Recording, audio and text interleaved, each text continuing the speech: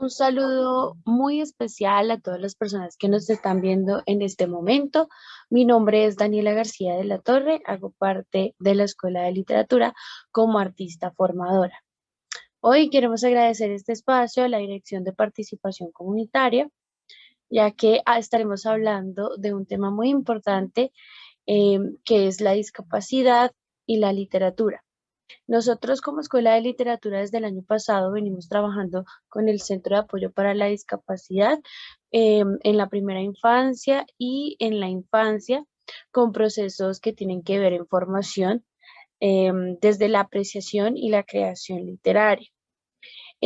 Realmente trabajar con los niños desde la literatura siendo un recurso estético y bastante amplio en posibilidades, entendiendo la literatura como un mundo posible y como la construcción de mundos posibles, pues la literatura es un gran recurso para trabajar con niños con discapacidad y con niños en la primera infancia, ya que nos posibilita crear mundos, crear personajes con diferentes situaciones, identificarnos con un personaje, entender el papel del otro dentro de la sociedad.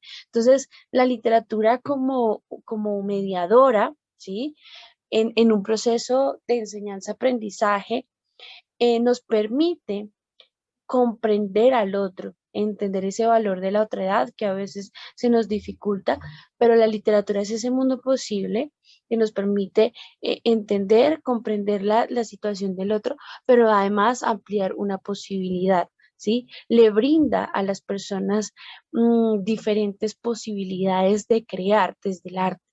Y más ahora que el libro como objeto cultural, social y político, pues tiene muchas posibilidades. Un ejemplo de ello es que ahorita podemos encontrar libros para la infancia y la primera infancia, en donde están escritos en braille y además tiene su lectura que acompaña. Hay otro modelo del libro como objeto cultural, social y político que tiene que ver con las texturas que se utilizan para las ilustraciones cuando tenemos niños con discapacidad visual. ¿M? Por otro lado, tenemos también el audiocuento, los audiolibros, que nos permiten pues navegar por todas estas posibilidades y que le hace al niño y a la niña un mundo literario mucho más amplio, mucho más rico. Actualmente en Colombia hay una fundación que se llama Tactus y ellos se especializan en crear libros diseñados para niños con discapacidad visual, pero que también enriquece, mejora la calidad del libro como objeto del niño, de la niña en la infancia. Entonces, esto lo hace mucho más asequible para los niños con discapacidad y también posibilita el mundo de los demás niños que entran en este entorno. Entonces, lo que hace es enriquecer y quitar esas barreras que tenemos de acceso al libro. Sí, sobre todo cuando se llega a una biblioteca y no se está preparado para prestar el servicio de pronto a una persona con discapacidad. Entonces, el libro es un objeto que permite muchas posibilidades para que los niños y las niñas tengan ese acceso que debe ser garantizado público del libro, ¿sí? Como objeto cultural, social, político. En la Escuela de Literatura nosotros hemos logrado grandes procesos con los niños y las niñas a través del libro como mediador, la lectura como mediadora en un proceso, lo cual enriquece y a mí como maestra me hace buscar otras posibilidades, ampliar las posibilidades cuando tengo que esforzarme con un grupo y buscar otras alternativas artísticas, didácticas, pues eso que aplico con los niños del CAT me amplía las herramientas para trabajar con cualquier grupo que tenga. Y eso también nos permite comprender los diferentes entornos. Entonces, bueno, hay diferentes textos que abordan la discapacidad. Por ejemplo, hay un texto que se llama Los diferentes de Paula Bocio, en el cual de una manera muy gráfica y a la vez cómica nos hace comprender que las diferencias son divertidas. Y cuando los niños abordan este libro, quedan maravillados con las ilustraciones, y una de las reflexiones en los tantos talleres que hacemos con los niños es que las diferencias nos hacen ser divertidos, ¿no? Entonces aquí vemos esta ilustración muy particular en donde una señora se le ve el bebé en el embarazo. Entonces aquí vemos diferentes personas con características totalmente alternas que dan muchas más posibilidades y son mucho más ricas en imaginación y en creación. Hoy también escucharemos a la doctora Daniela Ariza, quien ella es psicóloga y educadora especial y nos hablará acerca de este tema desde su punto de vista como profesional. Muchas gracias. Buenas tardes para todos. Es muy agradable para mí estar compartiendo en este espacio. Mi nombre es Daniela Ariza, soy psicóloga y también soy educadora especial y me he dedicado, entre otras cosas, a trabajar con personas en condición de discapacidad en el ámbito clínico y en el ámbito educativo. Para empezar, quiero que le demos una breve mirada a eso llamado discapacidad, pues es un término que ha acunado 5 décadas de discusión y nos ha llevado a la conclusión de que aún somos incapaces de definirla desde un solo modelo teórico. Sin embargo, este no es el eje de discusión pues que vamos a tener hoy, aunque debemos partir haciendo una diferenciación entre lo que anteriormente se consideraba por discapacidad desde un modelo rehabilitador, en el que la discapacidad era vista como sinónimo de poseer un cuerpo defectuoso y la discapacidad es atribuida exclusivamente al individuo. El modelo rehabilitador se basa en la idea de que los problemas y dificultades que sufren las personas con discapacidad están directamente relacionados con su impedimento físico, sensorial o intelectual.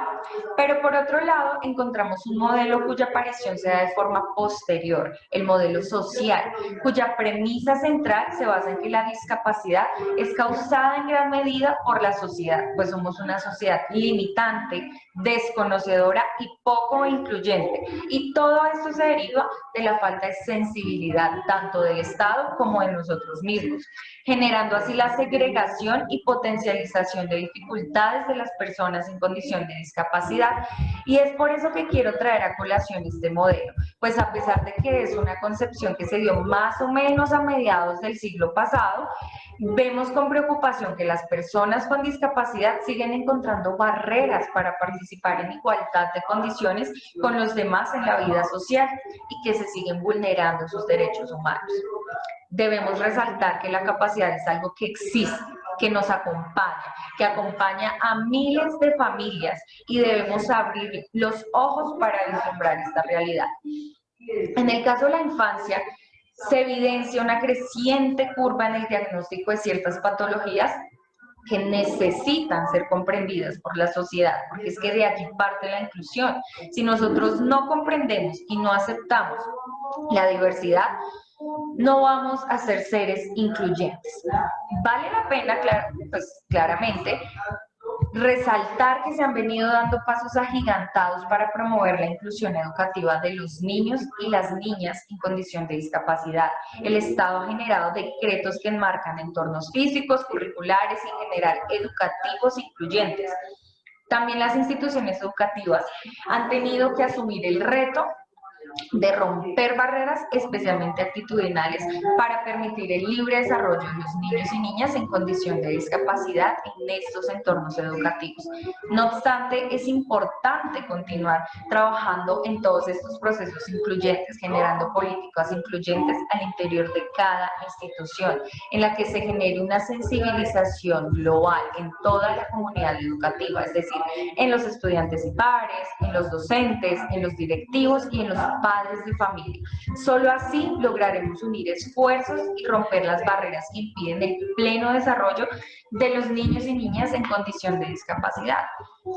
Lo mismo pasa en entornos de rehabilitación que son necesarios. No quiere decir que pretender ampliar en esta intervención la aplicación del modelo social se niegue la necesidad e importancia de los procesos de rehabilitación de los niños y niñas en condición de discapacidad. Todo lo contrario, son aspectos necesarios y es necesario que se amplíen políticas públicas que cobijen a todos y puedan tener acceso gratuito a estos entornos, pero de calidad. Pues también se han dado pasos agigantados en pro de ampliar la cobertura. Sin embargo, desde mi experiencia en el ámbito clínico, he evidenciado que hay muchas políticas de papel, desafortunadamente, y no se trabaja con calidad en el contexto real.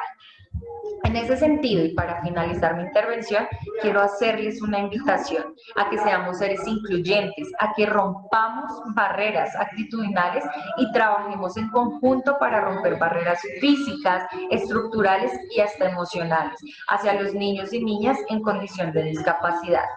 A las instituciones de cualquier índole que me están viendo, no solo a las educativas, los invito a que rompan barreras y le permitan la accesibilidad a niños, niñas, jóvenes y personas en general en condición de discapacidad para que puedan gozar plenamente de una participación social equitativa. Los invito a generar mayor sensibilidad e empatía hacia una población que siempre ha estado, está y estará con nosotros, a que contribuyamos a una infancia sana y feliz de todos, sin excluir por alguna condición específica. Rompamos barreras hacia una población que sin duda nutre nuestro ser y que termina enseñándonos más de lo que nosotros podemos aportarles a ellos. Muchísimas gracias.